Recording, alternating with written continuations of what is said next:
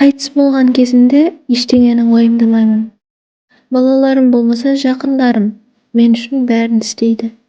Чечиндиреді, жуундурады, кебиндейди, үйүмдөн чыгарады, жаңа үйүмө алып барады. Жаназамды чыгарууга көп адам келеді.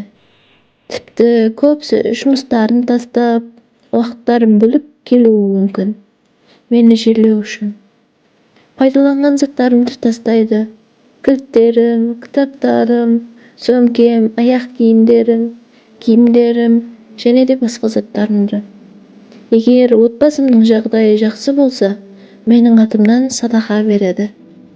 Ал енді караңыз, дүние мен үчүн кайгырмайды.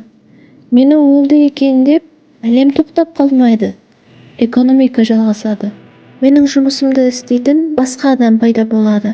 Көп болсун, аз болсун, тапкан дүнием мура болуп калады.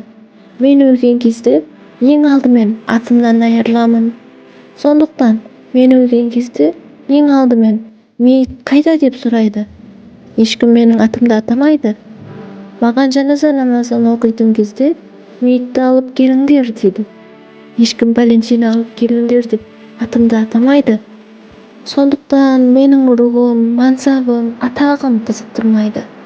Бул эмне деген түккө турмайтын дүние. Биз оны жакшы көретинибиз мендей өкүнүчтүү. Азыр тирүү жүргөн жандар, билиңдер, кайгы 3 түрлүү болот. Биринчиси сени сыртыңнан билетін адамдар ой байкусай дейди деп кое салады.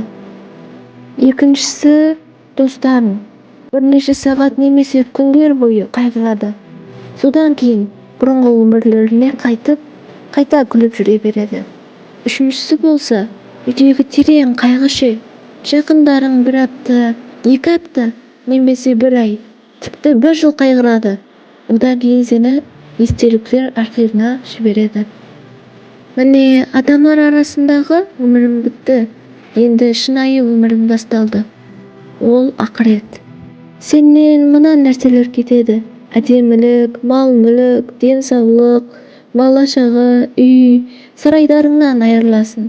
Жубайың, сени менен бирге амалыңдан башка эчтене калмады. Шынайы өмүр енді башталды. Бир сурак.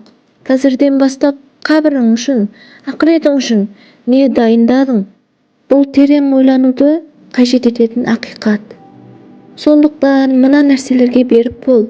Парыздарга, нәпил амалдарга, жасырын садака берүүгө, изги амал жасоого, түнкү намаздарга. Сонда гана кутуларсың. Сен тирүү болуп, осы макаланы адамдар арасында таратууга көмөктессең, Алла кааласа, онун сабабын кыямет күнүнүн таразысынан табасың. Үгүтте, өйткөнү үгүт мөминдерге пайда береді. Зарият сүрөсү 55-аят. Алла Тағала Куранда айтканы секилди: Раббым, мени жакын бир мерзимге дейин кечиктирсең де, садака берип, изгилерден болсам, неге кайтыс болгон адам эгер осы дүнүйгө кайтарылса, садаканы таңдар эди.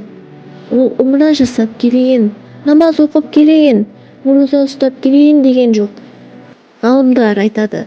Өйткөнү адам кайтыс болгондон садаканын әсерин эң көп көреді. Садака берүүдү көбөйтүңүлөр. الذلك غريق الوعاص